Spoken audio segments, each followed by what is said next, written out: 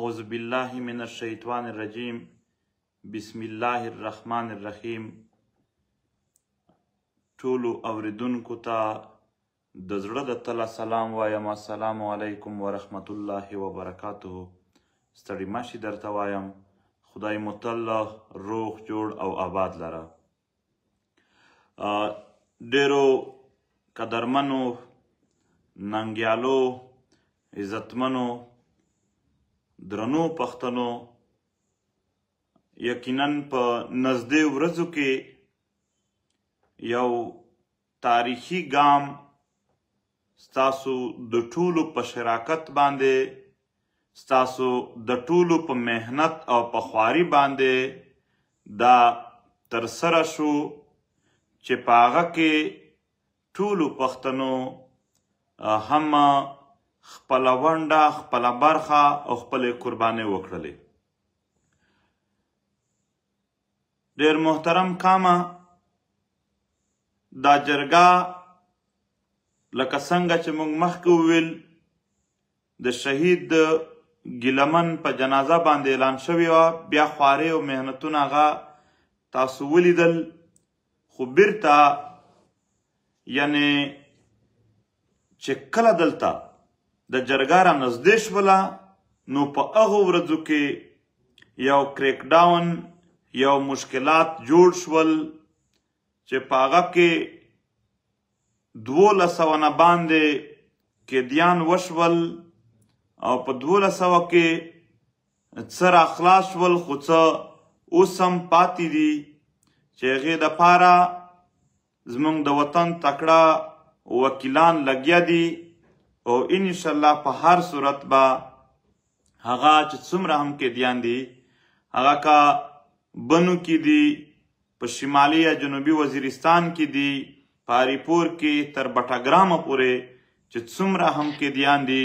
د دغو ټولو دپاره به یعنې دا هڅه دا وي د وکیلانو او د خپل ټولو ولس د جرګې په زور به زر تر زره هغه هم راخلاص شي. په دې وخت کې شهیدان وشول، زخمیان وشول، تقریبا 12 ځوانان زخمیان شول او 4 کسان په موقع شهیدان شول.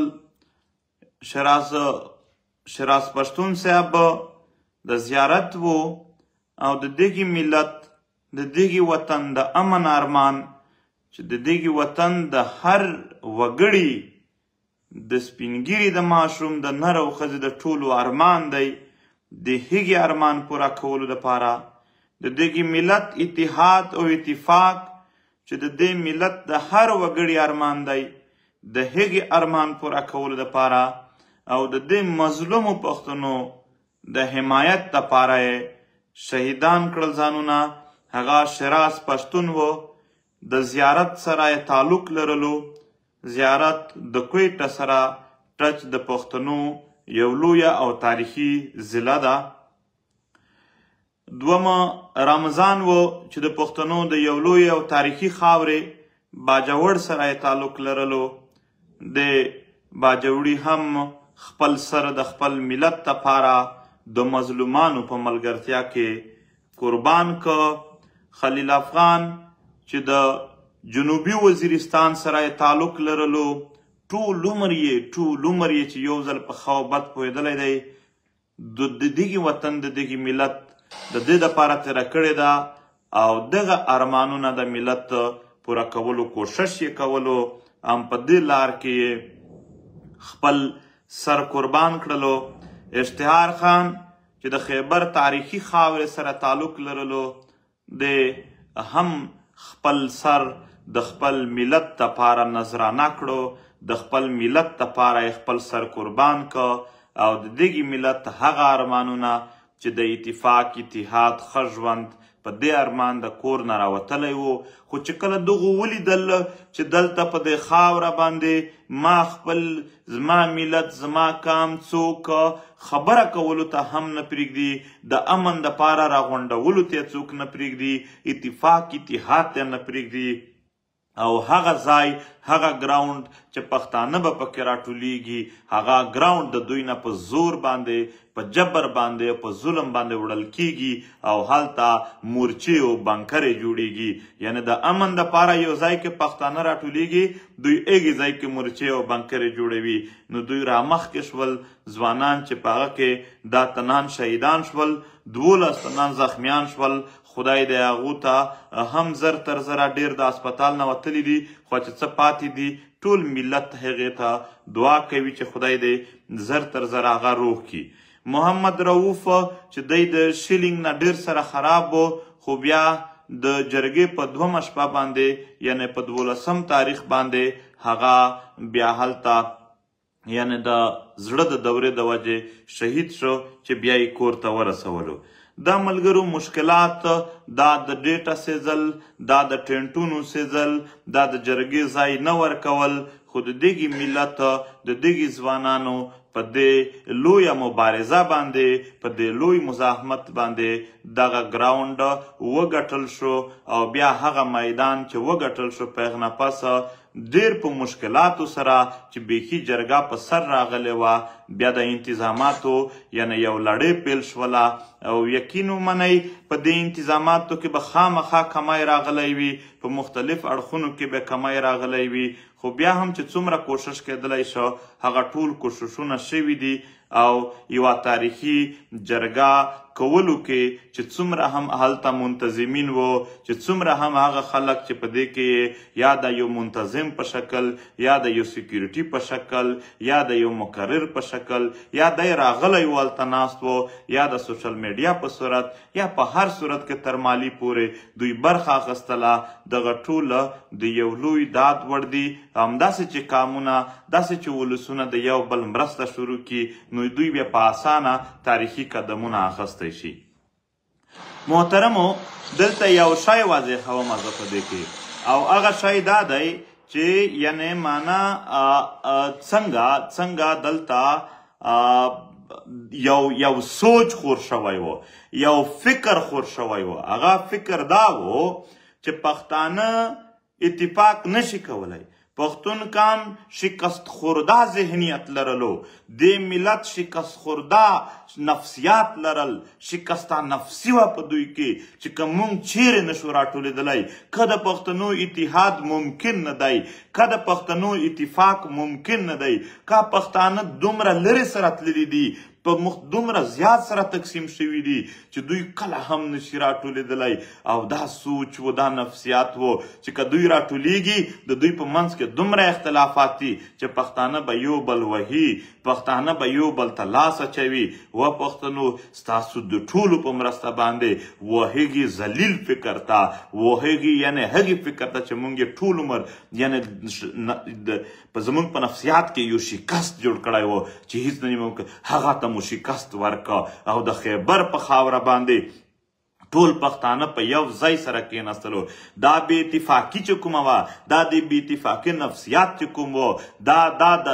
د اغیارو یعنی یو راټومبلی سوچ و په دې خاوره باندې دا هغه سوچ نه و چې په پښتنو کې موجود و دا هغه سوچ و چې هغه یې د نصاب نه واخله تر هر تقریر پره په پښتون کې خور کړی و او پښتون یې د شکسته نفسې سره مخ کړی و چې گویا تاسو نشئ راټولېدلی د جرګې تر ټولو لویه کامیابي دا وه چې ټول په یو ځای سره کېناستلو دا د پښتون د روایاتو دا د دغې تکړه او د دغې ښکلي روایت د جرګې یو زور و چې دا پښتانه سره راټول شول دا یعنی ته وګوره خلکو څه ویل چې دا دومره اختلاف لري نه خو تاسو ولیدل چې د بېلابېلو ګوندونو خلک په یو ځای سره کېناستلو د بېلابېلو قبیلو خلک په یو ځای سره کېناستلو د بېلابېلو فرقو خلک هم په یو ځای سره کېناستلو ته ګوره دلته څه ویل چې د دغې پارټیانو په منځ کې دومره اختلاف دی خو چې د ملت خبره راغلله موږ لیدل چې هلته عوامي نیشنل ګوند موجود و دا اعتراض یې نه و چې دا بل ګوند ولې نشته دی ګوند ولې راغلی دی؟ نه د علت لپاره ناست و. جمعیت علما اسلام هلته چې کوم وفد و خلک یې و هغه ناست و، داسې د پاکستان تحریک انصاف والا هغه ناست و، د پښتونخوا نیشنل عوامي پارټي ګوند خلک، د NDM خلک، د پښتونخوا ملي عوامي پارټي خلک، داسې سینیټر مشتاق چې جمعیت اسلامي سره تعلق دی، د صوبایي اپوزیشن لیډران، مزدور کسان پارټي، یا کیدای شي نامونه په دغه کې نه وي رانه اخیستل شوي، خو چې څومره دي تر ډاکټر خان تحریک و نورو تحریکونو پورې چې کوم سماجي تنظیمونه دي دا ټول په یو ځای سره ناست وو، د یو بلې خبرې اورېدلې دي، نه چاته یو بل بده خبره وکړه، نه د سټیج نه په یو بل پسې وغږېدل، بلکې ټولو د ملت خبره او دلته د امن خبره وکړله. نو دغه خبره کول چې په پښتنو کې کوم اتفاق دی دا نه پښتانه نه غواړي بې اتفاقي، خو بس یو ماحول داس جوړ کړی شوی دی. ولې جوړ کړی شوی دی؟ چې هغه خلک چې د پښتنو په اتفاق کې د ځان نقصان ویني هغه زورور دي، هغه دا غواړي چې پښتانه بې اتفاقه وي. ته وګوره هلته د ټول پروفیشن یعنی د بلوچستان بار د مشام نه واخله، د پښتونخوا بار، د پېښور بار تر مالاکنډ بار پره چې څومره هم دلته د مختلفو وکیلانو تنظیمونه وو هغه ټول موجود وو. ډاکټران، ملګري ډاکټران وو، هلته انصاف ډاکټر فورم وو، DHQ خیبر وو، نور دغسې د ډاکټرانو چې څومره تنظیمونه دي هغه تاسو نه لیدل چې هم نمایندګي ته هم راغلي وو، هم یې هلته کیمپونه جوړ کړي وو، خدمت یې کړی وو. مختلفې ضلعې دلته څه وایي د پښتنو د مختلفو قبیلو په منځ کې نفرتونه دي، قبیلوي نفرتونه دي، د پښتنو په قبیلې یو بل سره نه کینی، خو مختلفې قبیلې، مختلفې علاقې خلک په یو ځای سره ناست وو، څنګ په څنګ یې کیمپونه د ورورولۍ کیمپونه سره لګولي وو، د ورورولۍ په شان به یو بل باندې نظر ساتلو، د یو بل سره به یې خبره کوله. محترمو داسې یعنی موږ څومره هم دلته خلک وایي ضلع کرم کې یعنی فرقهوارانه جنګونه دي. دا څنګه فرقهوارانه جنګونه دي چې په هغه ورځ خو په ضلع کرم کې د ټولو پښتنو د کیمپونو په منځ کې ټول خلک ګواه دي، ټول پښتانه ګواه دي چې د ضلع کرم ټول چې څومره خلک تای هم هغه که د کومې فرقې سره هم تعلق وو هغه ټول په یو ځای سره ناست وو. دغه نه معلومه شوله چې پښتانه بې اتفاقي نه غواړي، پښتانه په خپل منځ کې جنګونه نه غواړي، یو څوک دي په د منځ کې چې هغه داسې یو اشتعال جوړوي چې هغو وختونو کې خلک په جنګ کولو مجبور شي یا جنګ کول د دوی مجبوري جوړه شي. نو دغه موږ په خپلو سترګو لیدلي دي، دا د ټولو هغه خلک چې راغلي وو هغو په خپلو سترګو لیدلي دي، د سوشل میډیا د لارې تاسو لیدلي دي. نو دغه یو لوی کامیابي، زه دا وایم دا نورې ټولې کامیابۍ وړوکې ځکه دي چې کله کام متحد وي، چې کله ملت راټول وي، چې کله ملت په یو ځای وي، بیا که یو کامیابي نه د هغه سبا هم حاصلولی شي، که سبا نه وي بله ورځ یې حاصلولی شي. کامیابي اسانې دي، تر ټولو لویه کامیابي د ملت راټولول دي، د ملت اتحاد دی، او دا د ملت اتحاد کریډټ چاته ځي؟ دا چې ما څومره د سیاسي ګوندونو نامونه واخیستل دا دوی ته ځي، دا چې ما څومره دلته مختلف پروفیشن نامونه واخیستل دا دوی ته ځي، دا چې څومره دلته یعنی ما د ضلع مشان یا قبیلوي مشان یاد کړل چې د ټولو ضلعو او د ټولو علاقو سیمو او قبایلو مشان راغلي وو، دا دوی ته ځي. که دوی نه وای راغلي، که دوی شرکت نه وای کړی نو دا اتحاد به ممکن نه وای. نو دغه اتحاد دا یقینا زه دا درته وایم کامې به وي لکه اول مې چې وویل، خو دا نه ده. یو اتحاد چې موجود وي هغه کامیانې پوره کېدلی شي، یو اتحاد چې وي پرمختګ بیا آسان وي. نو په دې هکله صرف زه دومره وایم چې د دې اتحاد قایم ساتل چې کوم دي هغه ضروري دي چې مونږ یې ټول وساتو. خو هلته یو پریکړه وشوله، زه راځم په اخر کې به لږ څه په دې جرګه چې کوم اعتراضات دي د هغې جوابونه هم وایم، خو اول تر ټولو مهمه خبره چې کومه دا هم هغه هلته پریکړې وي. پریکړې چې څومره هم پریکړې وشولې هغه خو د جرګې خپله اتیا کسیزه کمیټي شته دی، هغه به یې مطرح کوي. د دغو خو هغه تفصیلات نه دي راغلي، د یوه دوې ورځې خو یوازې هغه انتظامات چې شوي وو په هغه کې ټنټونه یوسه بل یوسه ځای سره سیټ کا، د چا هغه پاتې د چا دا جوړ دا چې کوم سیټاپ په دا کېدلو یعنی پر شا چې بل سیټینګ وشي. خو اوس د هغو خپل منځ کې یو ربط د هغه خپل شته دی، هغه چې څنګه هم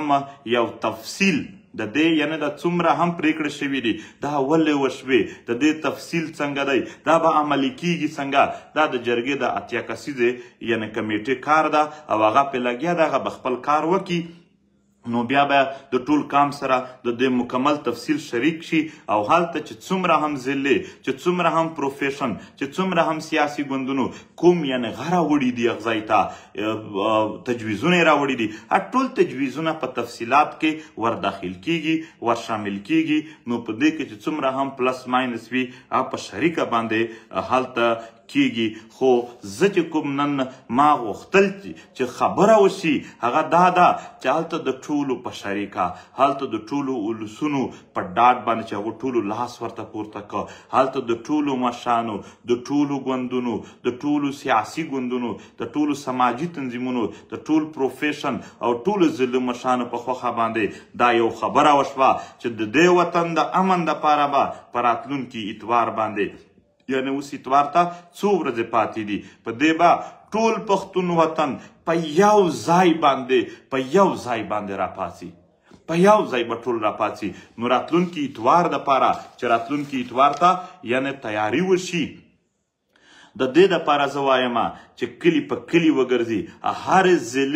هر ضلع مشران کم سے کم تر سبا پورې ځای وټاکي زموږ به تجویز دی وي چې د هرې ضلع صدر مقام یعنې په هغه باندې یو داسې وخت وټاکل شي چې هر څوک یې وټاکي چې بیا کمپین ورته وشي په ضلع کې د ځوانان د چا انتظار نه کوي چې یو ځل دوی ته پیغام میلاو شو چې په دې ورځ باندې په دې ځای باندې دوی په ضلع کې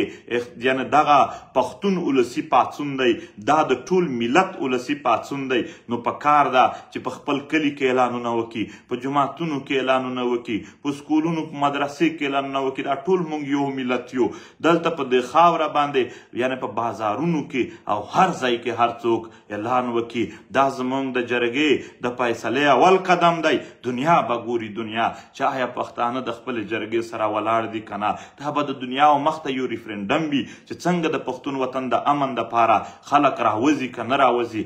ملته کامه دا هغه ورځې دي چې د عمل ورځې دي په دې کې تاسو حتمن کوشش وکئ چې څومره هم کوشش کېدلی شي باید موږ داسې نه وکړو چې جرګه وه بس تېره شوله خلک وایي جرګې کېږي خو نتیجې نه راخېږي نتیجې خو به هله راخېږي چې کوم د هغه نه پس عمل وي په هغه کې موږ ټول شریک شو نو نن هغه ورځ ده چې موږ کمپین شروع کړو دا سوشل میډیا به وي دا کلي علاقې به وي خو که موږ خواري وکړه دا به هر شی پور امن وي موږ به ژړا او فریاد ته نه اوسېږو خو نن خواري په کار ده دا هر څه دا خپل سوشل میډیا دا خپل کلي علاقو کې تګ راتګ د چا سره ناستې ولاړې د دې کمپین دپاره تاسو وګرځوئ وخت به ولګي خو انشاءالله نتیجې به مثبتې وي نتیجې به د کام وطن په حق کې وي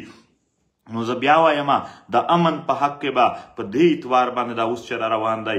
د پښتنو ولسي پاڅون په هره ضلع کې پښتون ولسي پاڅون کیږي د دې دپاره د هرې ضلع مشران دې تر سبا پورې ځای او وخت وټاکي بیا چې ټول کمپین ورته وکړو په شریکه هم وکړو او د هرې ضلع خلک یې په ضلع کې هم وکړي مونږ ګورو چې د کومې ضلع خلک څومره کلک ولاړ دي انشاءالله ټول پښتانه ولاړ دي ټول کلک ولاړ دي هغه ورځ چې کیمپونه هم وو هیچا خپل کیمپ یوازې یا خالي نه و پرېښی هر چا خپل کیمپ د خپلې خاورې د خپلې ضلع یا د علاقې د عزت په خاطر هم یو ډک ساتلی و چې داسې نه وي چې دلته مشرانو کې د پښتنو په نسل کې څه کمای وي نو انشاءالله زه هیله لرم چې څومره پښتون وطن دی په دې کې به چې څومره ضلع دي په هغه کې به په لویه کچه ولسونه او مشران په شریکه باندې یعنې د چا سپیسیفیک نه د چا مخصوص نه دا د ټولو شریک کار دی دا دغو ټولو ته یعنې چې څومره دلته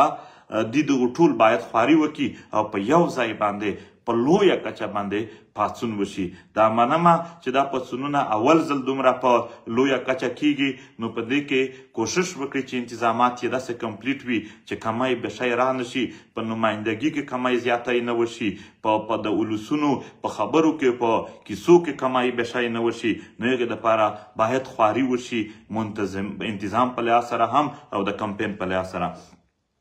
اوس راځم د دې جرګې په حواله سره څه د شکوکو او شبهات خلک پیش کوي، شکوک جوړوي، د خلکو په ذهنونو کې داسې وسوسې اچوي چې ګویا کې دا جرګه خو دلته د پښتنو په خاوره باندې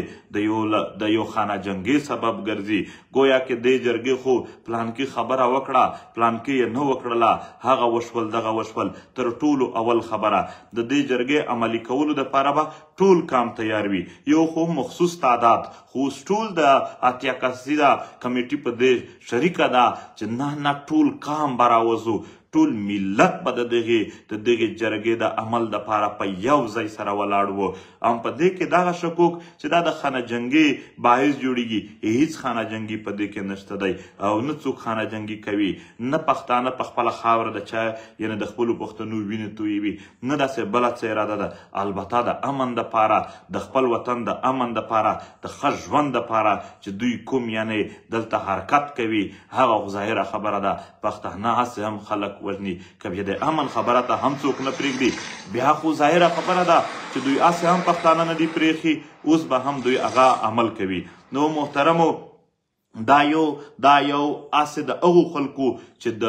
هر وختي د پښتنو د اتحاد مخالفت کړی دی، دا د هغو خلکو یعنې پروپیګنډې دي، دروغې دي، باید په هر ځای کې دغو خلکو ته ډېر په ښکاره وویل شي چې د دغې خاورې امن زموږ ضرورت دی، دا هیڅ د خانه جنګې یا د بل څه دپاره د پښتنو په منځ کې دا څه نه ده، دا دروغ دي. په دویم طرف باندې بیا دا خبره کیږي چې دغه دلته ترهګري یا د څومره دا هم دا پښتنو خپله جوړه کړې ده، پلانکی پښتون و پلانکی پښتون و، پلانکی دلته که ته وایې چې پښتنو خپله جوړه ده، نو د پښتون په خاوره ریټ د پښتنو خپل و، که د دې ریاست و، نو چې ریاست څه غوښتل هغه به کېدل، که پښتانه ولې پښتانه په خپله خاوره ریټ نه لرلو، ولې د پښتنو څه ځان ته سټیټ نه و، ګنې که چیرې ځان ته خپل ریاست وی، خو بیا به هغه خلک چې دلته د ترهګرۍ ټرینینګ ته راتللو هغه به بند کړي وی، نه به وی راغلي، خو دلته د ریاست ریټ و، دلته د ریاست ریټ و. نو ریاست څنګه وایي چې هغه خپل پکې ملوث و، د هر شي کې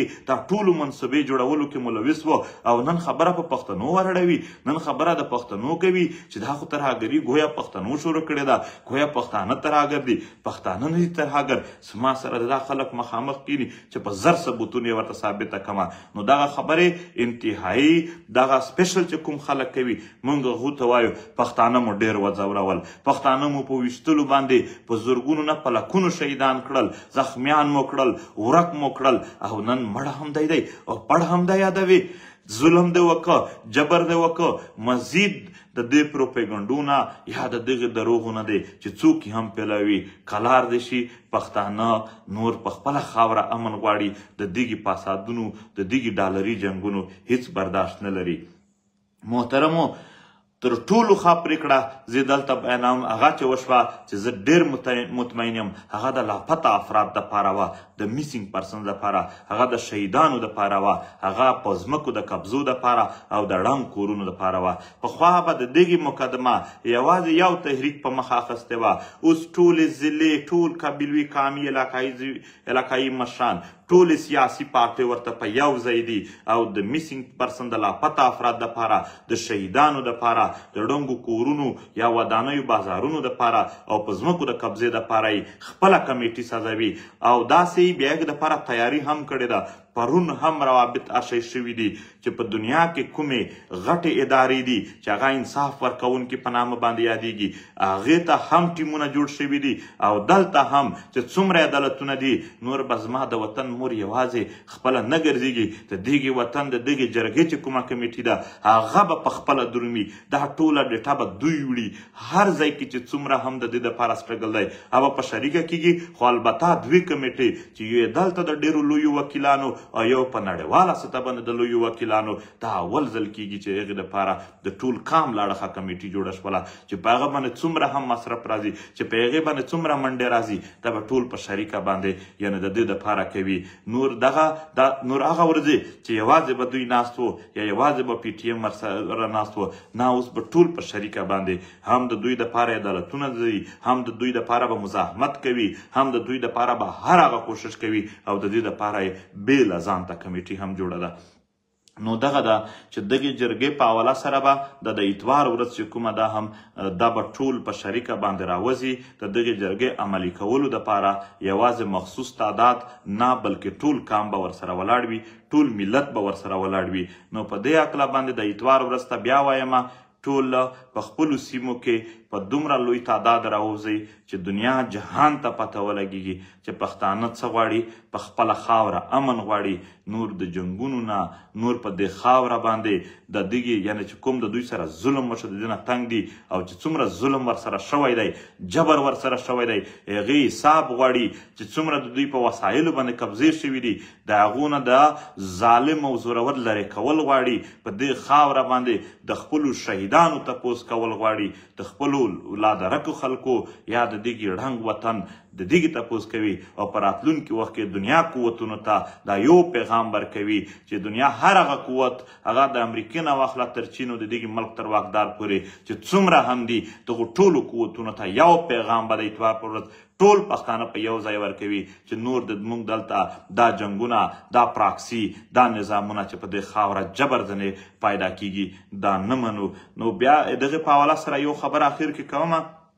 چونکه مرکزی جرګه خپل یو اتیا کسیزه کمیټي لري هغه به خپله خبره یا مطالباتو تفصیل یا د دغې پریکړو تفصیلات هغه به دوی خپل شریکوي دا یوازې ما چې کوم دلته اتیا کسیزه کمیټي نه علاوه یعنې یو مشترکه فیصله شوې وه چې هغه د اتوار ورځې ته د یو احتجاج په شکل کې شوې وه هغه احتجاج دپاره ما د پیغام خورولو چې دا پیغام خور شي او زه دا وایم چې څومره هم څوک دي هغه د اتوار ورځې دپاره پیغامونه خپاره کړي چې څومره غږ پورته کولی شي هغې ته د غږ پورته کړي په آخر کې یو دا خبره کومه چې د دوکۍ کومه واقعه وشوله دوکۍ د پښتنو سیمه ده په هغه کې 21 پښتانه مزدوران هغه په جبر شهیدان کړل شول ټول پښتانه د دې ظلم جبر پر مخالفت کې ولاړ دي او په دې اتوار به د هغو دپاره هم او زموږ چې څومره ملي شهیدان دي د هغو دپاره هم د ګیلمن شهید دپاره داسې د نورو ټولو شهیدانو دپاره چې څومره دي د هغو دپاره هم او داسې چې څومره قیدیان دي سپیشل چې دا اوس کوم د جرګې په هکله قیدیان دي د علي وزیر نه واخله د نارت وزیرستان مشران او دا د بټګرام د احسامدو او د یازدو د ټول چې څومره دي د دغو ټولو دپاره به هم په دې اتوار باندې غږ پورته کیږي دا زموږ ړنګه ودانۍ قبضه ځمکې او چې څومره هم دلته مسایل دي دغه ټول په شریکه باندې به غږ پورته کوي دې دپاره به دا پښتانه زه وینم په سوشل میډیا ډېر تکړه دي ټول په یو ځای باندې غږ پورته کوي البته ټویټر یو داسې فورم دی چې هلته په هغې باندې د دوی کمای دی باید دوی هلته هم خپل غږ پورته کوي خپل اکاونټونه جوړ کړي او خپله خبره هلته هم کوي نو دغه ټولې هغه خبرې دي چې دا د دغې اوسپره وې بیا به هم دا جرګه څه داسې نه وه چې بس په هغې ځای هر شی سټاپ شول او دا آخري خبرې وې نه انشاءالله د دغې ملت خیر په څه کې دی د دغې ملت ګټې په څه کې دي ښه ژوند په څه کې دی که څوک هم دلیل لري که څوک هم څه خبره لري راځي د اتیا کسیزه جرګه ناسته ده هغې سره شریکولی شي خبره کولی شي دا یو اختتام نه و دا جرګه یو آغاز دی د خپل ملت د جوړولو دپاره خلک به څه چې څه ګټې وکړلې نه ګټې خو دی پرون لا شروع شوی دی ګټې خو چې دی مخکې اعمال کوي د هغو په نتیجه کې څومره راځي نو دا به مخکې ځي مخکې به انشاءالله دغه ملت او قام ته یو ښې ګټې راوړي انشاءالله د دغې وطن هر وګړی دا زموږ خلک دي د دغې وطن هر وګړی د ده تحفظ په موږ باندې فرض دی د دغې وطن د هر وګړي د ښه ژوند سوچ په موږ باندې فرض دی دې دپاره به زموږ مزاحمت او زموږ پرمختګ شروع وي خدای د تاسو تل آباد لري په آخر کې دا یو خبره د ایران په سیمه باندې د بر وطن افغانستان 2.5 سنه واخله تر 300 پورې کسان داسې په بېدردي شهیدان شوي دي چې هغه عکسونه یې د کتلو نه دي موږ ټول پښتانه په دې سخت خفا یو او د دغې ظلم جبر مخالفت کوو او د ایران تر واکدارانو پره باید موږ پښتانه په شریکه غږ ورسوو چې دوی د بر وطن په افغانانو باندې دا ظلم جبر بند کړي چې نور نه وشي او دلته هم چې کوم ظلم جبر یعنې د قیدیانو په صورت کې دی د هغې په حواله سره هم ټول به په شریک طریقه غږ پورته کوو چې ټول قیدیان راخلاصول ممکن شي په عدالتي توګه هم او په مزاحمتي توګه به کوششونه جاري ساتو. خدای متعالی باد لره بیا به هم خبرې سره کوو چې څه پاتې دي، کوم تفصیلات یا څه شی هم دي، بیا به هم انشاءالله د یو بل سره خبرې کوو. تل آباد اوسئ، خوشحال اوسئ. مننه.